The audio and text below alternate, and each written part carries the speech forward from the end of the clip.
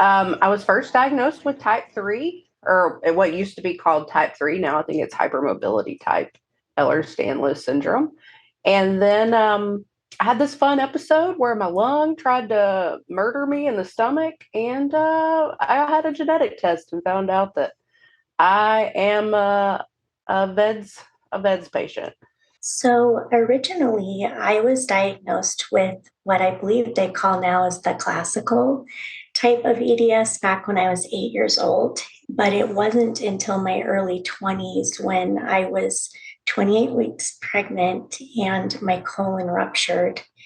And I was in the emergency room. And through that process, I was diagnosed officially with VEDS. Well, initially, back then, so 10 years ago, not pleasant on Google. Life expectancy was lower than what it is today. It was all doom and gloom when you researched it. Initially, the geneticist that we were referred to said, we don't believe she's got vascular EDS, so we're not going to test. But by then, because that had been dropped on us, we said we'd even pay for a genetic test. We need to rule it out.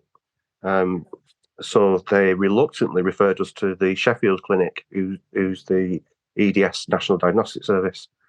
And even they said, we don't think she's got it, but because you're adamant, we'll do the test. And then it came back as a positive result.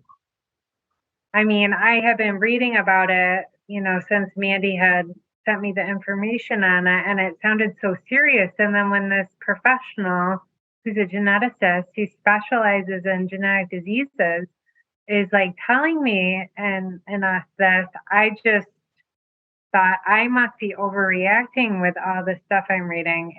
Yeah, we said it a couple of times that we thought that she had like a mild form of it, which, I don't think that really exists. I don't think there is a mild form. Everybody's different on what actually happens to their particular body, but there's no mild form of it. But that's what we thought. We're like, she got lucky because she hasn't had any of these things happen to her. My colon had decided to rupture, and they needed to take me back for an emergency surgery. So I had a major vascular event, and the reality of it just, hit me in the face. I had to deal with it. I had no choice. So I think from then I started to understand and read a little bit more about it. But just even now, it's bite-sized bits. I still find it hard, even though I'm able to talk about the condition. I still find it hard to read a great deal about it because it's you're sort of staring your mortality in the face when you read it, don't you? And it's not even just your mortality, all the other complications you can live with. I had to grieve, sort of the life I'd always imagined that I was going to have. Like, it wasn't going to look like that. And that's okay. But I definitely, nobody ever taught me that you might have to grieve while you're still alive. But it is necessary sometimes to let go of things that we've been really connected to. If it's their first time with an ostomy, don't give up hope yet, because you might be able to convince the physicians to put it back together. You might not be stuck with it. Now, in some people, they can handle it. They can handle cleaning it and keeping themselves clean along with it. Also, don't just keep it to yourself. Let others help you. Be gracious with yourself to find support and really find someone who you feel like that they can speak into you about all the reasons, help you to remember all the reasons that it's worth staying, that it's worth fighting, and help to come up with a purpose. I think if we lose the ability in our life to have a purpose, that there's a reason why we are here, it can go to dark places. Making links in the VEDS community, I didn't want to do that. And I actually feel like I've gained a lot from it. I was scared of if I got to know somebody and they passed away. And there have been people who I've been connected with on Facebook, and that has happened. But I think once I dealt with that, it became a bit easier. And I think there is so much benefit to being involved in the community, to being able to ask questions, or because I can't ask my friends, is this normal? Like, is this, like, you know what I mean? I can ask them, have you had this? But their body's totally different to mine.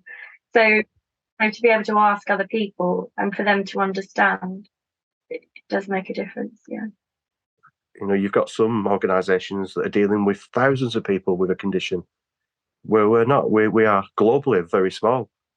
But I think it's because we're so connected to the community, and it's a wonderful community to work with. We know how difficult this condition is in terms of the risk of something happening. But when you deal with the families, the resilience is amazing. And that's what keeps me going. She just had such an appreciation for nature, and just, she loved being with her family and people that she loved. And I remember, I think I had come to Mandy with just some words. I was like, okay, I want something with adventure and love and Andy in it. And then Mandy just like came up with like the organization's name, like from it. And we originally just thought it would be like a hashtag that we would use when we were like traveling and adventuring. And our friends and family could use it too. And, just always know that she's with us and she's adventuring with us. And then it just kind of turned into something a little bigger. Hey everyone, this is your host Katie, and I'm excited to welcome you back to Season 5 of Staying Connected. Season 5 will be out on March 25th, 2023, wherever you listen to podcasts. See you soon!